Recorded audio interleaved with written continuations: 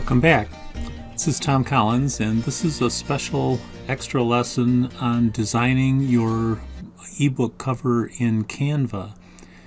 This lesson was prompted by a question from one of our students, Judy Weiss, who already had an image that she wanted to use on her cover, and I suggested she give it a try in Canva rather than the somewhat limited templates that are available in the KDP cover design tool.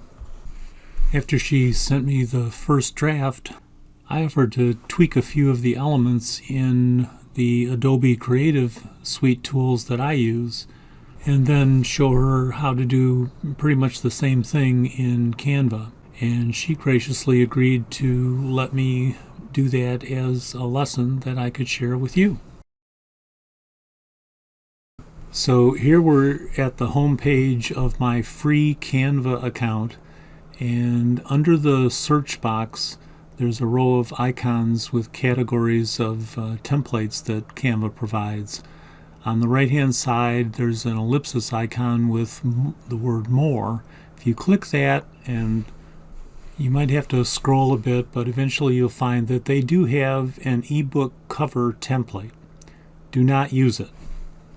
I don't know what ebook platform or format they have in mind, but 512 by 800 pixels is not even close to the KDP specifications.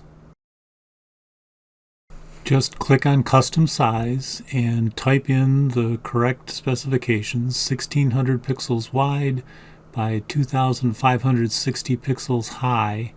And you'll only have to do this once because you can copy this design over and over and over again to use as your own template. Now the first step was to upload the high-resolution image of Judy and her dog that is the main focus of the cover.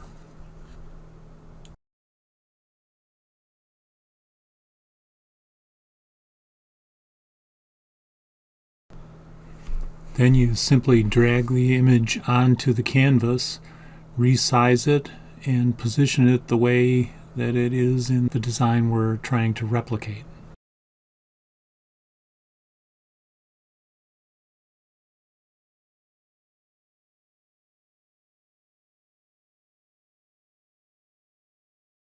Now it's time to add the main title. You click Text and add a heading and type in the main title.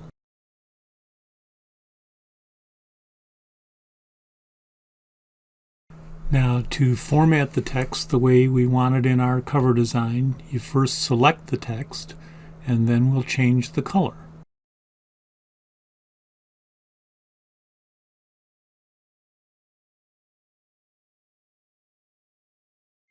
And then we'll change the size of the text.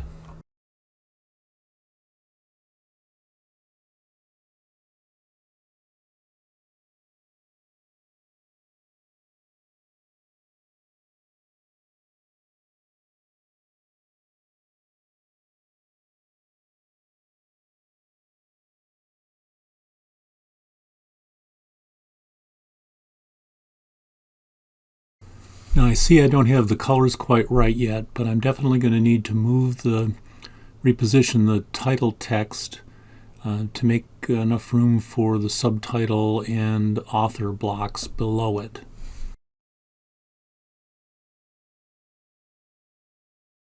Then I want to find a font that's a better match for the design, and then we'll tweak the size a little bit more to create some margins and adjust the line spacing to create a little bit more vertical space again.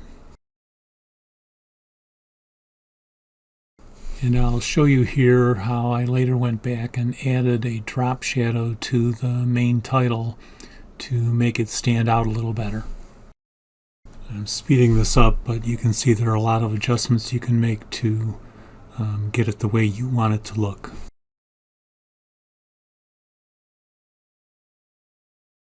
Now we'll add the horizontal bar for the subtitle using the rectangle element.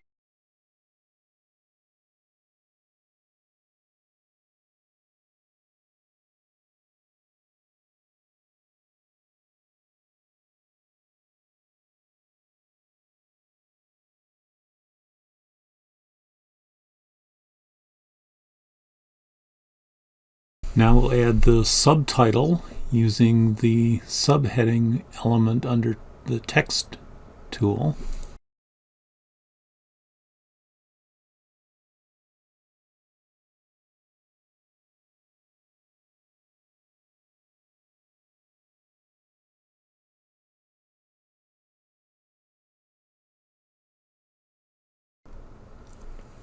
Now we'll reposition the subtitle, make it 3 lines like in the design we're trying to emulate, bold it, and finally adjust the line spacing and tweak the font size a little bit just to make it fill the space and stand out.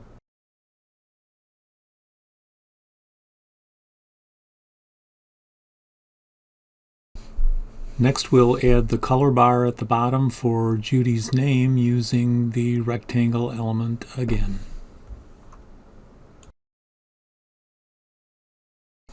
Then we'll add Judy's name using the heading tool.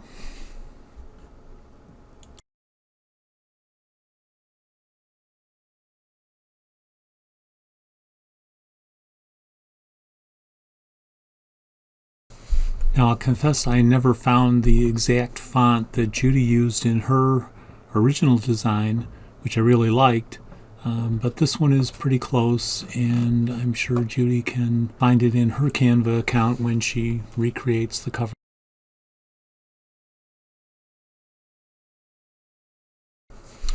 Now I did go and identify the color that Judy had used in my Adobe tools, and went back in then and changed the colors to match.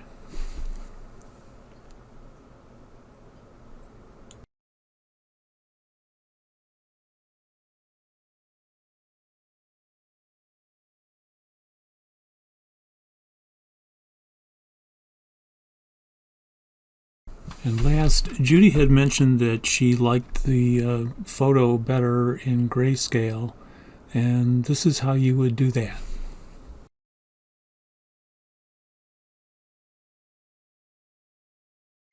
Now all that's left is to download your image. You need to download it as a JPEG because KDP only allows JPEGs or TIFFs as cover files.